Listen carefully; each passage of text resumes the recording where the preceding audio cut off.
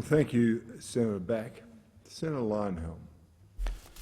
Thank you, Mr Acting Deputy President. What can't be said because of 18C?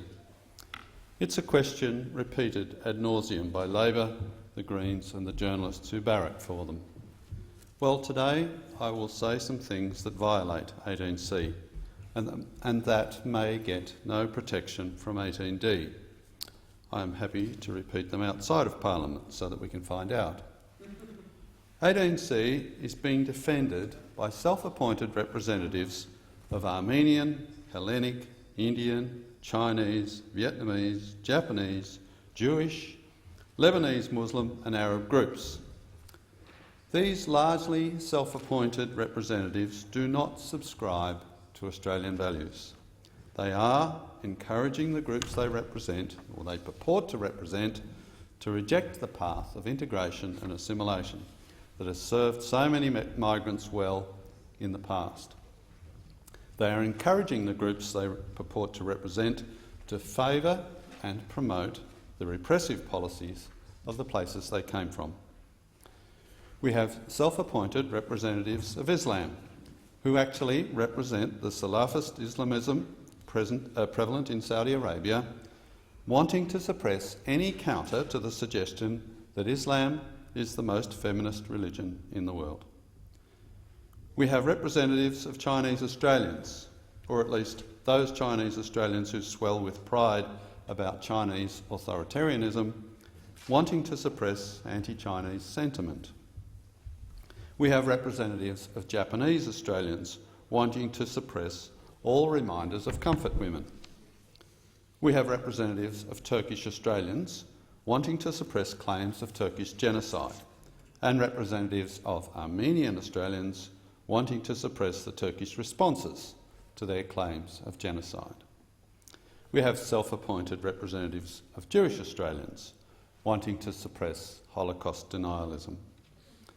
Labor and the Greens are doing the bidding of these self-appointed representatives in the hope of votes from the various immigrant groups. And in the process, they are selling out Western values. We need to be very clear with the self-appointed representatives of immigrant groups.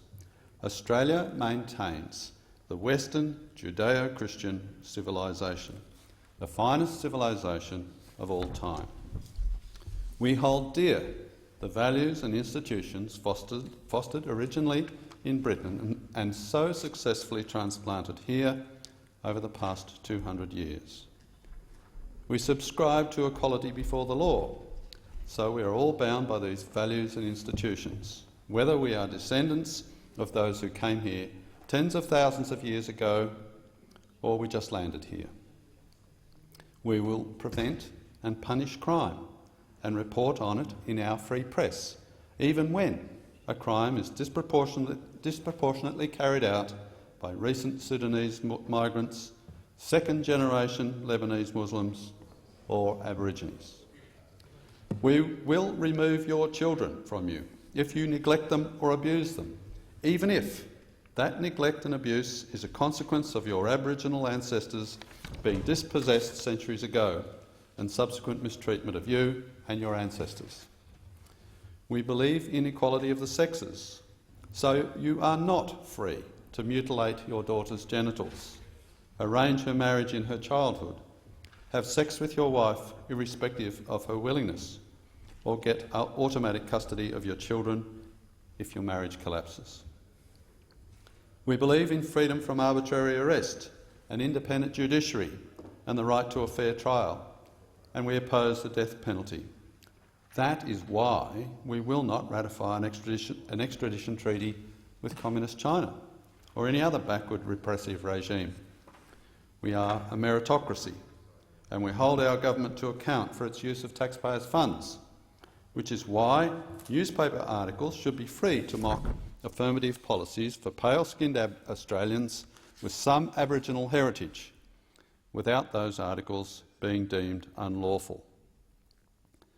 What I have just said would have offended certain people on the basis of their race, colour, national or ethnic origin. So what I have just said would violate 18C. So in answer to the question often posed by Labor and the Greens, these are the things that can't be said because of 18C, except if you enjoy parliamentary privilege or are willing to pay a court-ordered penalty. What I have said may also have harassed certain people, particularly if I mentioned the names of the self-appointed representatives I was referring to. Indeed, such comments may well be thought of as harassment by the ordinary reasonable person. So what I have said could still violate 18C, even if we use the word harass and even if we adopt an ordinary reasonable person test as the government's bill proposes. Finally, a court might not consider my comments to be reasonable or made in good faith, in which case I would get no protection from 18D. The government's bill is an improvement on the status quo, and I support it. But if you support Western civilisation, the best civilisation we've ever had, 18C must go.